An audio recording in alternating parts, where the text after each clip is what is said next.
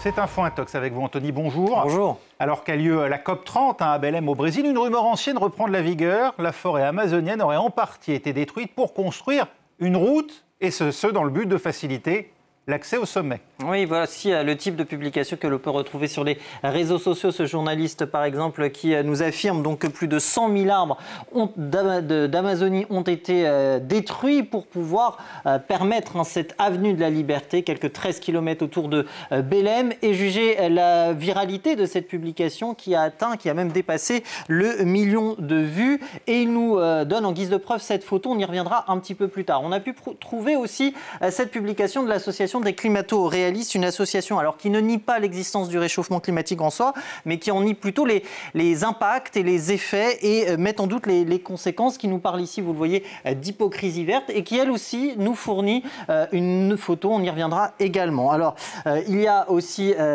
ces dires qui ont été repris, regardez, par de fervents défenseurs de l'environnement, vous noterez l'ironie. Donald Trump, donc, qui ici s'offusque de cette autoroute à 4 voies et qui voit, vous le voyez, un véritable scandale. Alors qu'en est-il réellement, Anthony ? Eh bien, on va d'abord revenir sur les deux images dont je vous parlais.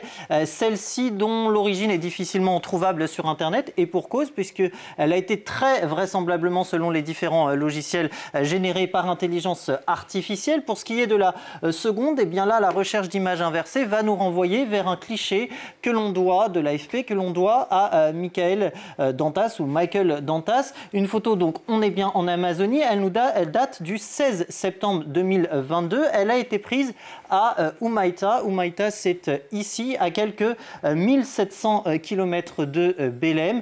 Et elle a été prise après un incendie en Amazonie. Donc ça, c'était pour la forme, je dirais. Voici pour maintenant le fond. Il y a bien un projet d'autoroute autour de Belém, cette fameuse Avenida Liberdade de 13 km.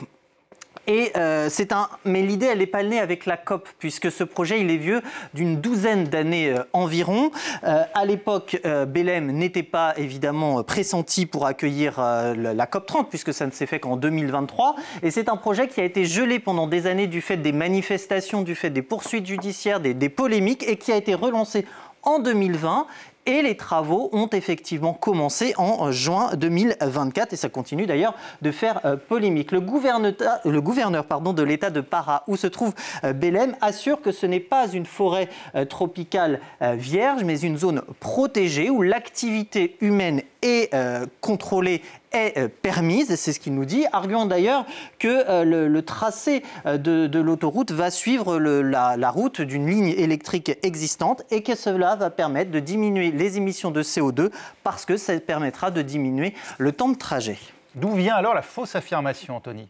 Eh bien, en fait, tout est parti d'un article de la BBC. Vous vous doutez que cette information n'est pas nouvelle. Elle a juste repris logiquement de la vigueur avec la COP30 qui se tient. Un article de la BBC qui date du 12 mars 2025. Son titre, « La forêt amazonienne abattue pour construire une route pour un sommet sur le climat ». Il y est fait mention donc de cette autoroute 4 voies qui traverse des hectares de forêt amazonienne pour la COP30 à Belém. Ce lien, il est dans la foulée démenti par les organisateurs du sommet qui assure que cela ne fait pas partie des 33 projets de la COP et qui évoque un titre trompeur de la part de la BBC. Le gouvernement de Pará, l'État donc où se trouve Belém, je le disais, renchérit avec un communiqué. Réponse de la BBC, nous avons interviewé la secrétaire d'État aux infrastructures qui assure que cette autoroute est bien un projet de préparation pour la COP30 et l'extrait qui est partagé par la BBC à nos confrères de la Deutsche Welle confirme effectivement cette hypothèse. La BBC se base également sur un communiqué de presse du gouvernement de Pará qui date de